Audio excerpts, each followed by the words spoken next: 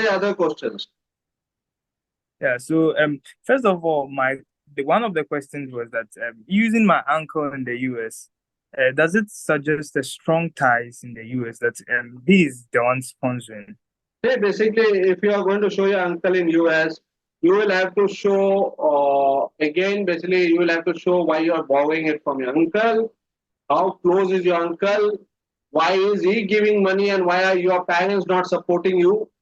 And how basically why will you go back to your home country, your ties to your home country?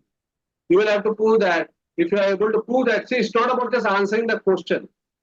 Okay, it's not about just, for example, I asked you what's your father's bank balance, but I told you that my father's bank balance is 10,000 Ghana dollars and my uncle's bank balance is 80,000 Ghana dollars, right? So it's about convincing the visa officer. It's not just answering the question. So when the visa officer will ask you a question, do you have anyone in US? What will you say?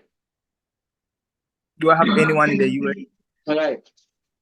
Yes, my uncle Gideon Asante, who is sponsoring my education as well, and my designated school official.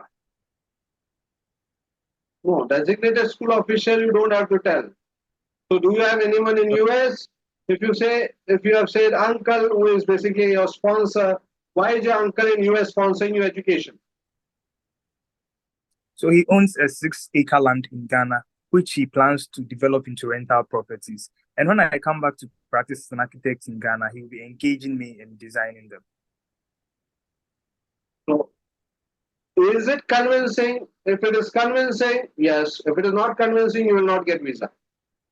Why will the visa officer believe that basically you are going to manage it and all those things? Why are your parents not? They say, okay, why are your parents not sponsoring your education?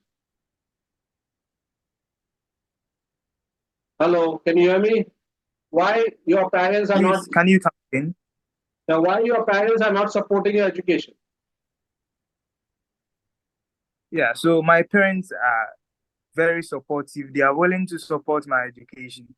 However, it's expensive now, and then it's much better when my uncle, who has the resources and is willing, he believes in my future as an architect, and then he advised me. I remember when I was young, he advised me.